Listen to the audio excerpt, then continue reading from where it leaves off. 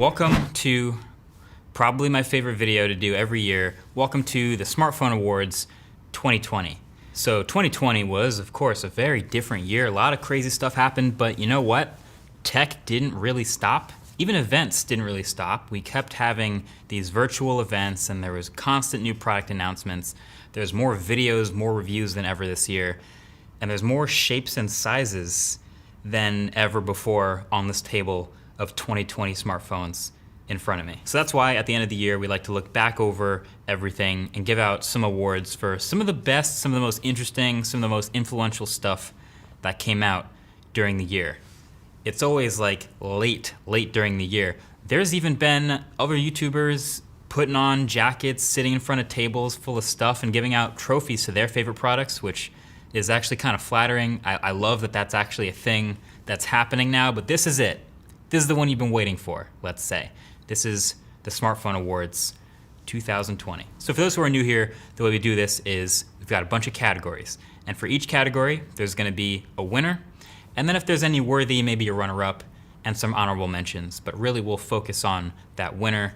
All the categories are timestamped below if you wanna skip around, but maybe just grab the popcorn, sit back, relax, and enjoy the show. So let's get right into it with the first category, which is the best big smartphone. So most phones are pretty big already nowadays, but I like to reward what I would call the best use of space. So if you're gonna carry like a genuinely huge phone, you want it to have the best use of that extra space. It's gotta have a big screen, it's gotta have a big battery, and a lot of big features taking advantage of that space. And there's a lot of competitors in that category this year, a lot of really big phones. But the winner overall for the best big phone of 2020 is gonna go to this guy right here. This is the Xiaomi Mi 10 Ultra. So congrats to Xiaomi on their first smartphone award ever. They made an absolute monster phone this year. This was like the 120 phone. It had a 120x zoom on that camera, a 120 hertz display on the front, and 120 watt fast charging included in the box. That's the fastest I've ever seen in a phone. That's supposed to get you 40% battery in 5 minutes of being plugged in, which is ridiculous. And it's also got a bunch of other high-end, top-end features like 50 watt wireless charging. It's got a 4,500 milliamp hour battery, half a terabyte of storage, and pretty much every other high-end spec you could imagine. Now, they also made a nice little one-of-one MKBHD edition. I don't know if you can see that. That is pretty cool. But also, this phone is only sold in China, so there's a little asterisk on that. If you have to import it to get it, that's maybe what you're into. But there are some runner-ups that should definitely be recognized. Now, I think a no-brainer for this category is also Samsung Galaxy Note 20 Ultra. Another huge phone with a lot of really big features. They fit the stylus in the side of the phone again, 4,500 milliamp hour battery, huge camera system, huge display, and a notorious competitor in the big phone category. And I'm also gonna give a shout out, a little mention, to the Asus, where is it on the table? The ROG Phone 3. Oh no, I can't find it. There's so many phones here. Ah, here it is, okay. ROG Phone 3. We already know this phone's got a gigantic battery. It's also got a huge front-facing speaker system, which you really don't see often in most phones this year, and so you have to give it props for that. If it's using the extra space the way big phones should, that's worth recognizing. All right, on to the next category. All right, so next up is the best compact phone of the year. This is kind of like the opposite. So most phones are big. It's actually kind of rare to see a great, compact, small, flagship level smartphone. And so because there's still a market for it, we like to reward when that's done well. This one, I think, is actually a little closer than you might expect, but the winner for best compact smartphone of 2020 is the iPhone 12 mini. So I feel like this is the no-brainer pick, right? It's the same as all the rest of the other iPhones, but smaller. So same cameras, same display tech, same chip, same RAM, same software, same pretty much everything, materials, just a smaller phone. So it's a flagship, but smaller, and that's what this is all about. To some way, it kind of represents sort of a little mini rebirth of this category of compact flagships, and hopefully others will follow. There's people with small hands and small pockets out there. Give them a great phone. They deserve to have a small, great phone. Now, why was this closer than you might expect? Well, there's actually a flagship phone that came out this year on this table in front of me that's smaller than the iPhone 12 mini. Quick pop quiz. You might be looking around like, what is he talking about? How is that possible? And that's the runner-up, which is the Samsung Galaxy Z Flip 2. This little guy right here, folded up, is obviously a much smaller phone than when it's open, but it is a compact phone, and it's the big phone in a small body theory. It's kind of the whole point of a folding phone, and this alternate form factor movement is enabling things like this, and the Z Flip 2 was one of the most well-liked folding phones ever.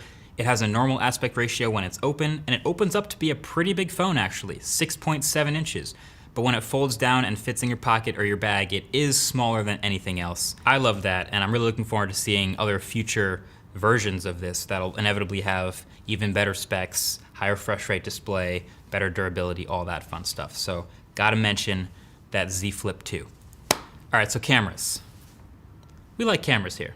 So if you're talking cameras, you want the best overall smartphone camera. Turns out there's actually a lot of really good smartphone cameras on this table here, to the point where the difference between them could come down to preference, as we showed with the blind smartphone camera test.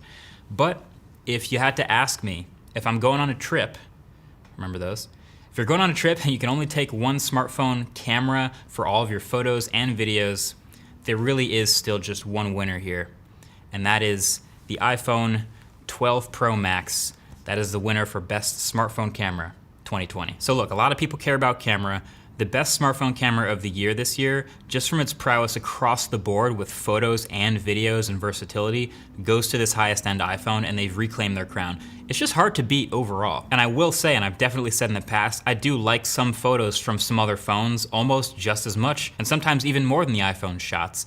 But the iPhone takes great editable photos consistently, and the addition of ProRAW in the last few weeks with a software update took it to another level as far as image manipulation. And then in the video world, the iPhone leveled up again. They've always had the best video quality in any smartphone, and now there's more HDR options, better stabilization, and a bigger sensor in the 12 Pro Max. So it's a no-brainer.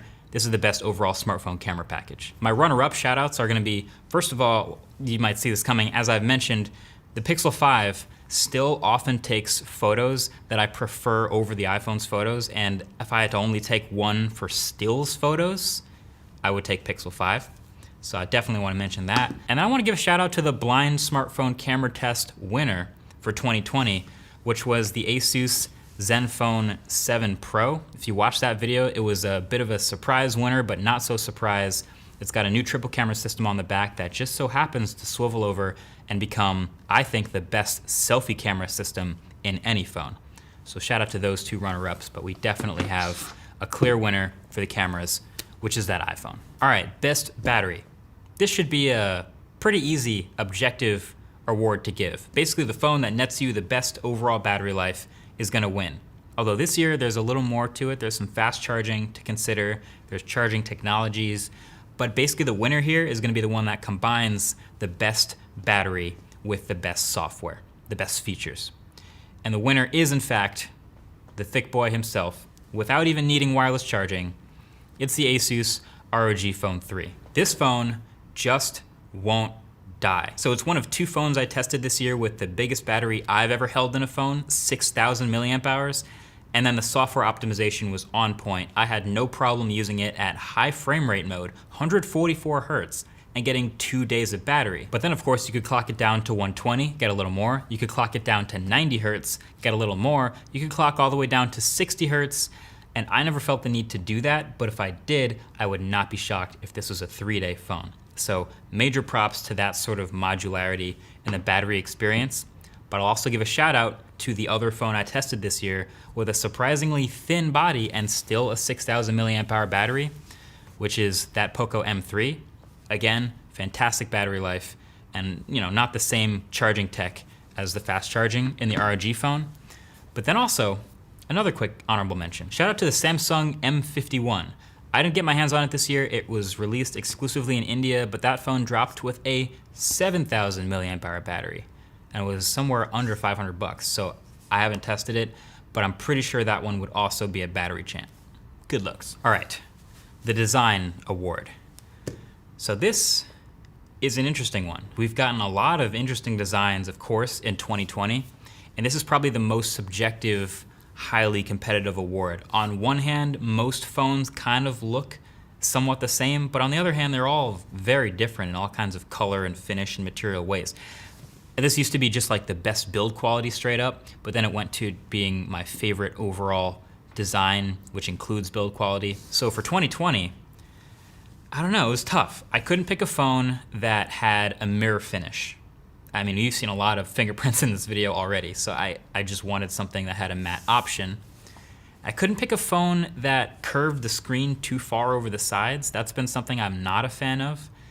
And I couldn't pick a phone that had a really ugly camera bump to my eye, but they kind of all have crazy camera bumps. So anyway, my design award for 2020 is gonna go to the Samsung Galaxy Note 20 Ultra. So yeah, this was easily the most subjective award this year, and I think I could be swayed to any number of the runner-ups that I'm about to mention, but I was just a really big overall fan of the hardware choices that went into this phone this year. Obviously the sweet satin finish on the back and this gold color I like, it's pretty sweet, but also Galaxy Note has always been pretty boxy, which is my preference. They also flattened out the display on the front so it doesn't curve over the edges so much like previous Samsung phones, and of course it's now 120 Hertz. And then with the cameras on the back, they added laser autofocus to fix the issues with the S20 Ultra, and it's a top-notch camera system. Of course you might not like the bump, but I honestly didn't like almost any camera bump this year, so this one hardly stuck out from the others, and at least it's stuck in line with the boxy theme. So yeah, I ended up landing on this as my design award winner for 2020. I was just drawn a lot to the hardware of this phone. Even though I'm not the biggest fan of Samsung software, I would just keep coming back to wanting to use this Note 20 Ultra. So it's a great design. But there's a couple honorable mentions. First of all, I have to give a shout out to my favorite back of a phone, I think of all time, which is pretty high praise. But Huawei P40 Pro, every time I pick up this phone, it's got this nice soft touch back. It's this like iridescent silver look to it. I love the back of this phone. I wish every phone had some sort of version of this material. Yeah, it's great. Couldn't not mention it. And then I also want to give a little mini award. There's no trophy for it, but a little mini award to a new recognition for 2020, which is Best Hinge. Because hinges are so important in all these alternate form factors. We had swiveling, we had vertical hinges, we had backwards hinges, forwards hinges. There's a lot of hinges happening on this table. But my favorite hinge of 2020 is the one found in Microsoft Surface Duo with the magnets and this thin form factor, this body. It's for all the things this phone didn't get quite right, the one thing they absolutely ace-nailed was the hinge and the weight of it and this folding experience. And just for that reason alone, I'm really looking forward to the next version of this thing. And then favorite crazy design, just you kind of have to give it the recognition. I don't even have it on this table. It didn't ship. It wasn't even a real phone, but I'm gonna mention it anyway. Xiaomi Mi Mix Alpha. That thing kind of took it to the next level. This is the one with the crazy wraparound display. Like, all right, you wanna start curving the display around the sides of a phone? Let's just fast forward a couple years and see what it looks like with the screen wrapping all the way around the back. We got to actually see what that was like this year, and we learned a lot from it. So yeah, lots of great designs this year. Like I said, it was pretty subjective. Could easily go to any others that are maybe a little more subjective to your taste, but I gave it to the one that I think made the best, most overall correct decisions. All right, best budget phone of 2020. This category heated up a lot. I mean, there's a lot of phones on this desk here that really earn their spot because of their price to performance ratio. And you know, everyone has a different definition of budget. For some, it's a certain price range. For me, I want to reward a winner that really brings a good amount of stuff from the high-end expensive experience down to a phone that's lower in price. That's what makes a good budget phone for me. And it's got to be an overall good experience for the buyer at the end of the day. So the winner for best budget phone of 2020, that's going to be the Google Pixel 4a.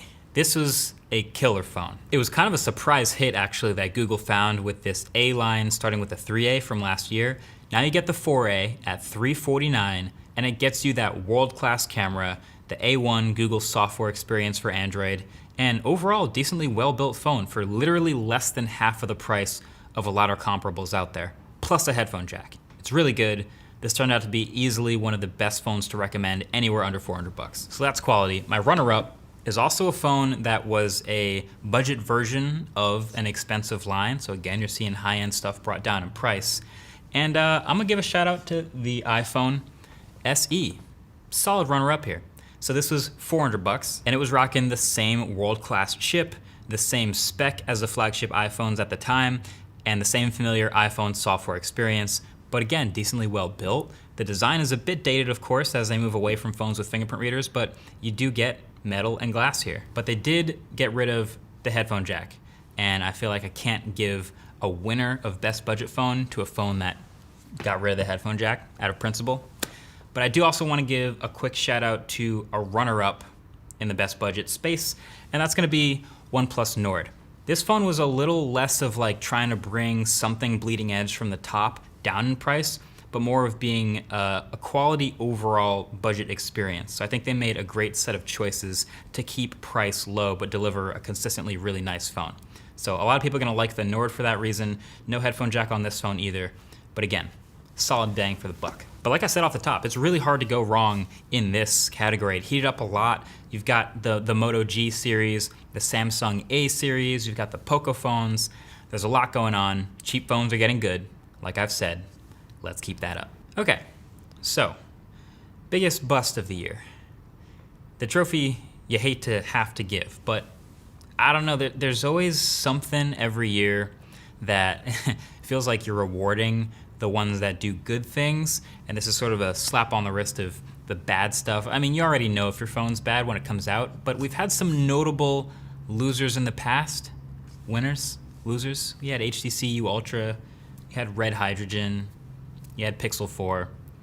This year, it goes to a phone that actually wasn't that bad of a phone. It just had a horrific launch strategy and a terrible price. You probably know where I'm going with this. This is Samsung Galaxy Note 20. This is the bust of the year for sure. Now, Samsung is usually pretty good at putting together a compelling package for a smartphone at each price point, but the Note 20, launching at $1,000, seemed very out of character, basically launching it alongside the Note 20 Ultra to kind of justify its higher price. But Note 20 with its plastic back, with its 1080p 60Hz display, with its non-expandable storage, like this phone was absolutely never worth $1,000, and it deserves the Note 20 title. Couldn't recommend it. Now today, you can go on Amazon and get this phone for $799, which is closer to about right, but yeah, when this guy launched, it was definitely a miss, pretty uncharacteristic from Samsung, but that's why it's the bust of the year. Just never really landed. Also, honorable mention to the Escobar Fold 2, which I also don't have on this desk because it is in the possession of the FBI. Someday I'll be able to tell that story. All right, Most Improved Award, MIP 2020. And there's really only one phone, if I'm being real, that actually deserves this one. See, phones typically, we get a little bit of an improvement each year, maybe a faster chip, maybe a little bit of a better camera, maybe it's got a little refresh in the design. You see some cool stuff year over year, but sometimes this Most Improved Award goes to the biggest jump from a terrible phone the year before. This is none of those things. This is just a straight up, significantly better phone than last year. Let's just get to it. Most improved phone of 2020 is definitely Samsung Galaxy Z Fold 2. This is the epitome of second gen gains. Generation 2 of a new form factor is when you expect to see the most improvement, and Samsung definitely delivered that here. Huge improvement on the front display, going from a candy bar bezel afterthought to a real usable full screen phone. And huge improvements on the inside display, going from a notched, slightly ugly setup to this thinner bezeled, notchless, 120Hz display that's just a joy to use. It's one of my favorite phones of the year for sure, and it's a clear runaway favorite for the 2020 Most Improved Award. But I do want to give an honorable mention though to a phone that didn't really actually get better, but you could argue delivered a better experience. Pixel 5, right? So last year was Pixel 4's bust of the year. Pixel 5 turns around, comes back, gets you same camera, a worse processor arguably, and removes some features like Project Soli and the image processing chip. But for some reason, Pixel 5 landed at a sweet spot in price and was just a more understood package. It didn't have to compete against the crazy high-end Ultra stuff in the same way. And for that reason, I'll give it a little recognition. The phone isn't necessarily dramatically better than last year. It's actually worse, but it was much better marketed and it landed the right way. Good work. So that brings us to our final award of the night, the biggest award. It's the MVP, the big one. This is drifting back into subjective award territory instead of objective. You know, this could be my favorite overall phone. Doesn't necessarily have to be the one that puts up the biggest, best numbers, but it's the phone that maybe had the biggest impact on what happened this year. It's the phone that maybe was the best overall combination of things. Maybe it's the phone that was in my pocket, but it's the MVP and it deserves to be recognized to sort of represent the year in phones. And so with that, my MVP for 2020, smartphone of the year, is going to the Samsung Galaxy S20 FE, the Fan Edition. This is an award for its impact on this new premium mid-range tier that really broke out this year and for absolutely nailing it. So when you look back at this phone, the way it launched and the way it was reviewed, it was pretty quiet. You know, not super flashy. It's a Samsung flagship launching somewhere in the middle of their range with a pretty nice feature set, right? But now that we've sort of collectively realized that this awesome price category has gotten so good, this premium mid-range, like $700 thing happening, you know, iPhone 12 drops right in there, Pixel 5 slots right in there, OnePlus 8 Pro slot right in there. There's a lot of action at this new price. This phone, with its spec sheet and its features, is virtually indistinguishable from a flagship. It nailed it. This phone's $699 and it has a 120 Hz OLED display, flagship spec, and it's flat, which is great. The phone has a high-end triple camera system, which is great. It has a Snapdragon 865, a flagship chip, and 6 or 8 gigs of RAM.